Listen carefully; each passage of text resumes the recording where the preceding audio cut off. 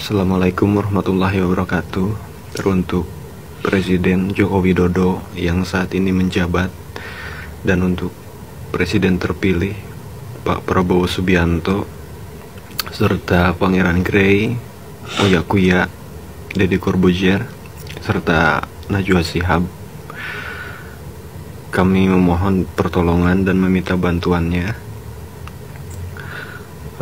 Kami merupakan korban TPPO, jumlahnya 11 orang dan 2 orang terpisah sekapan dari tempat ini. Kami di sini disekap kurang lebih selama 2 minggu, mungkin lebih. Dan makan juga kita sehari sekali, itu pun bekas dari makanan mereka yang dikasih ke kita. Dan kami tidak tahu juga rekan kami yang berada di sekapan yang berbeda dari tempat ini. Kami mohon agar segera mengevakuasi kami, korban TPPO yang berada di Myanmar, tepatnya di daerah Miyawadi.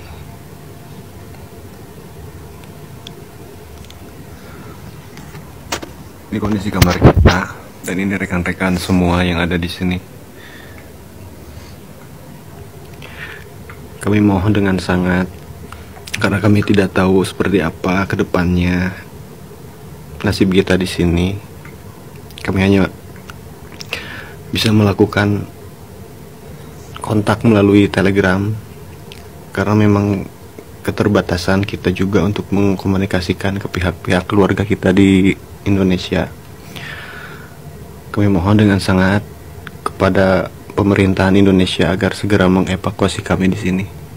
Terima kasih. Ada yang mau bikin paspor. Singapura dulu kita. Emang mau kemana bang bikin paspor? Singapura, dari depan ke dapur. Mau ke Singapura katanya guys. Berapa hari rencana bang? 4 hari.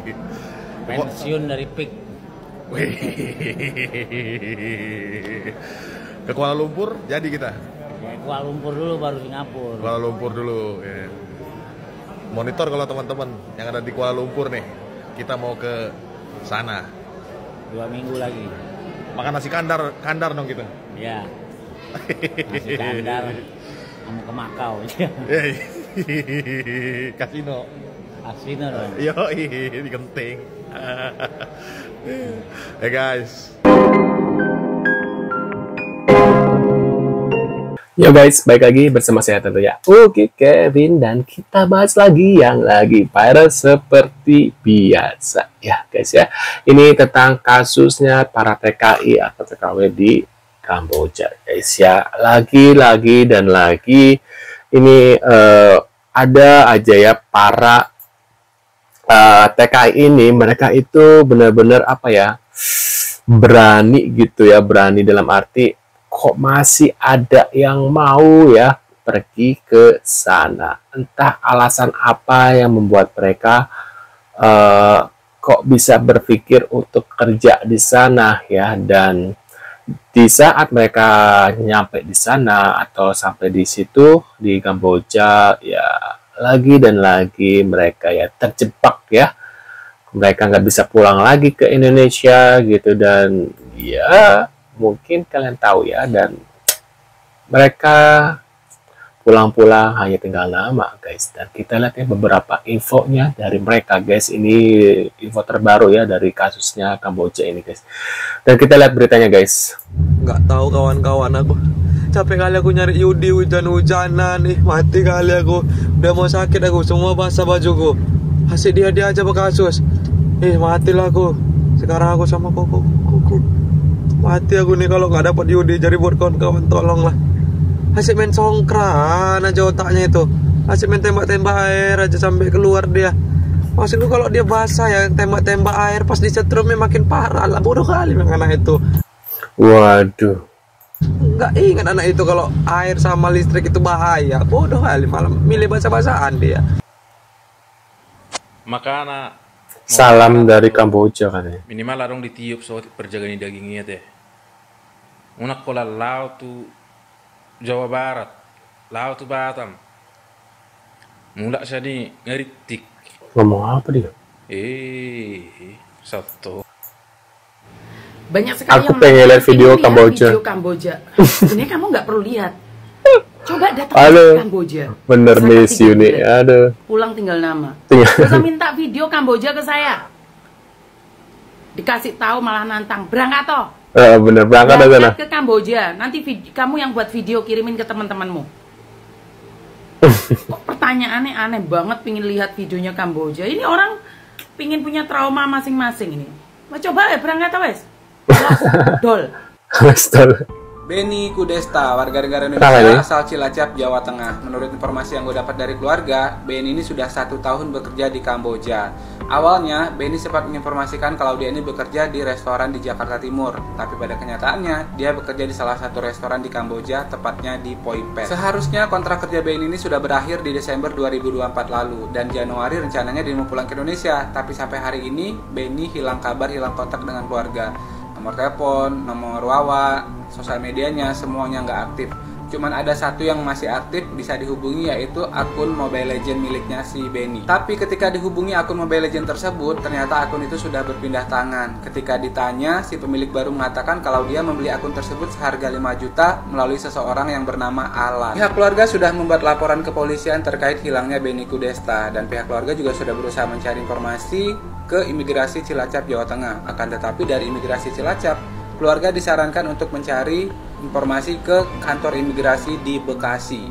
Mungkinkah Benny Kudesta ini berangkat ke Kamboja melalui jasa seorang agen di Bekasi yang bernama Johari, atau mungkin agen yang lain? Nah, buat kalian teman-teman yang dari Poipet, khususnya yang ada di sekitaran di sana kasino, barangkali kalian pernah lihat nih Benny Kudesta. Informasinya dia bekerja di salah satu restoran sekitaran di sana kasino.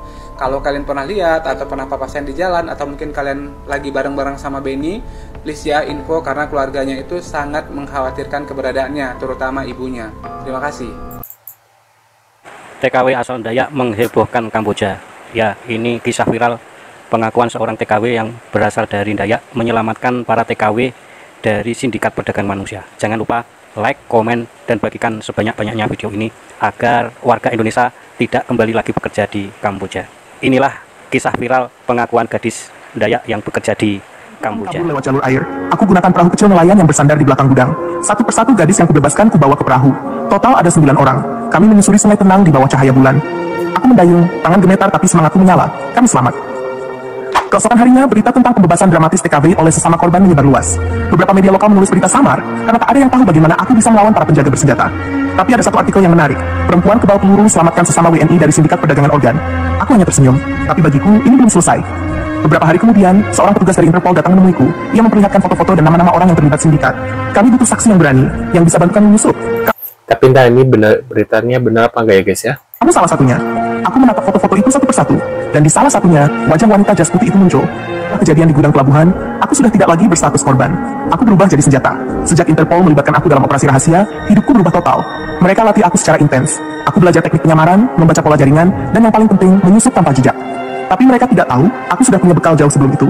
Ilmu rawa rontek. Aku adalah bayangan yang mereka tak duga. Luka tak mempan, peluru memantul, dan keberanianku lahir dari rasa kehilangan yang dalam. Aku tak takut mati, karena aku sudah pernah mati sekali di meja operasi mereka. Misi penyusupan ini berbahaya. Sasaran kami, markas utama sindikat perdagangan organ di wilayah perbatasan Kamboja, Thailand. Waduh. Bravo TNI. Akhirnya TNI turun gunung. Senja di Medan, TNI Bener gak ini bersikap beritanya? penuh untuk menggempur sindikat perdagangan manusia yang licik dan terorganisir ini. Inilah peta pergerakan para pelaku. Setiap langkah mereka diawasi ketat. Janji pekerjaan bergaji besar di Kamboja terdengar menggiurkan. Peluang kerja ke luar negeri dengan iming-iming gaji tinggi. Surat-surat palsu telah disiapkan untuk memberangkatkan para korban. Di balik janji manis, realitasnya mengerikan. Korban dikurung dan dipaksa melakukan penipuan daring. Tekanan mental yang luar biasa membuat banyak korban hampir menyerah. Pasukan TNI akhirnya bergerak. Operasi pembongkaran sarang sindikat ini dilakukan habis-habisan. Pelaku utama akhirnya ditangkap. Tidak ada kompromi. Jeruji besi menjadi akhir dari kejahatan yang telah mereka lakukan. Dan akhirnya, para korban berhasil diselamatkan. Mereka kembali merasakan arti kebebasan yang baru. Mari Waduh, mari bersama hentikan perdagangan bersama manusia. hentikan perdagangan manusia. Waduh guys. Ini gimana ini? Jadi kemarin dia dirawat di daerah Kratie Phnom Penh sama KBRI dipindahin ke Phnom Penh. Nah terus tadi pagi meninggal, cuman kata si KBRI, sekarang aku bacakan dulu cek dari KBRI yang tadi. Nah jadi ini kata KBRI gini, karena tempat kerja nggak jelas, perusahaan scam online dan bisa ke KBRI-nya dibuang dan berhasil sampai KBRI tapi tidak ada paspor. KBRI bisa bantu untuk proses penguburan secara Islam di sekitar masjid yang ada di Kamboja. Karena kalau mau dipulangin biaya harus mencapai ratusan juta. Kecuali kalau bisa keluarganya mengeluarkan biaya sendiri. Nanti KBRI bisa bantu proses pemulangan. Nah ini keluarganya sekarang lagi ke aparat ke pejabat-pejabat setempat mau diminta proses pulangan jenazah. Oke. Kamu jadi nggak ke Bekasi? Pan? Belum, kemarin aku rencananya kan mau pengen bareng Miss Juni kan, tapi belum sempat. Miss Juni kayaknya masih di Jawa Timur ya. Aku di Lampung sekarang posisiku. Kapan kamu bisa nyampe di Jakarta wes? Sekalian ajak sama si Dewi. Aku udah di Jakarta Miss kemarin Miss. Oh kamu udah di Jakarta kemarin? Oke. Dewi gimana? Coba koordinasi sama Dewi. Coba kita datengin rumahnya. Oh, oke, nanti aku coba telepon Mbak Dewi ya. Miss kapan di Jakarta, Miss? Aku 16-17 ada di Jakarta. Oh, 16-17. Boleh, nanti kalau gitu kita jadwalin mungkin pas Miss Yuni di Jakarta kita bareng-bareng ke rumahnya ya, Miss ya. Oke, meninggalnya tapi karena siksaan itu atau gimana? Aku yakin sih itu mungkin karena efek dari penyiksaan itu, Miss. Karena kan dia kondisinya kan parah. Cuman agak curiga juga sih. Iya, aku juga curiga karena takutnya disuntik juga, diselesaikan sekali. Karena takutnya untuk menghilangkan jejak, jadi sengaja itu karena kemarin kan kondisinya udah agak baik, tapi pas dipindahkan ke Phnom Penh jadi kayak gini. Makanya kenapa harus dipindahkan gitu loh? Padahal kan kemarin matanya udah lebih baik gitu loh. Coba kamu koordinasi sama Dewi, nanti kita ketemuan di Jakarta deh. Oke, siap. Kan kemarin rencananya mau ngasih uang ke dia kan belum jadi. Nanti suruh Dewi perjalanan ke Jakarta aja, cari uang dulu, nanti aku ganti. Bilang sama Dewi nyampe Jakarta tak ganti. Uang perjalanan dia tak ganti. Oke, siap. Terus soalnya kamu nanti tak pertemukan sama Pak Menteri. Rencanaku kamu Dewi itu tak pertemukan sama Pak Menteri biar Pak Menteri itu dengar sendiri dari kalian yang jadi korban pulang sendiri dan kamu menyaksikan semuanya gitu loh, Van. Dampak mentalnya itu ke pemerintah setelah kalian pulang itu apa sih, kayak Dewi sampai ngelayanin orang puluhan orang setiap harinya itu kan kena mental juga. Ini ada bimbingan atau seperti apa gitu loh, Van, maksudku, Van, ngerti nggak? Oke, coba komunikasikan dengan Dewi seperti apa. Oke. Saya tunggu ya, Van ya. Yuk, terima kasih, Van. Oke, thank you. Ya, intinya mah guys, itu terserah kalian ya. Kalian percaya dengan kasus seperti ini apa enggak, atau masih tetap mau pergi ke sana ya. Dan pulang dengan nama itu hak kalian ya. Tapi ketika kalian sudah sampai di sana dan nggak bisa pulang, itu resiko apa yang akan kalian hadapi gitu ya.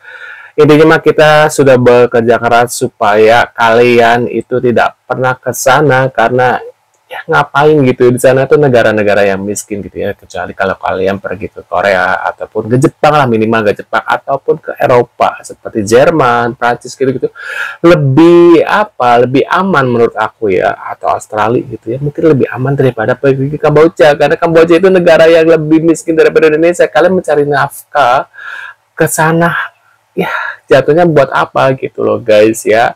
Lebih baik kerja di Indonesia walaupun gaji kecil, tapi kalian nyaman, nggak ada beban. Kalau kayak gini kan jadi beban keluarga gitu, jadi bukan beban orang tua kalian ya, keluarga kalian, kalau kalian menjadi korban ya. Karena kasihan kalau kalian jadi pulang tanpa nama nih ya, kayak gini orang tua yang bakal repot mencari uang untuk menebus kalian gitu loh. Jadi buat kalian berhati-hatilah. Sekian dulu guys videonya, jangan lupa bantu subscribe dan sampai jumpa di video selanjutnya. See you guys.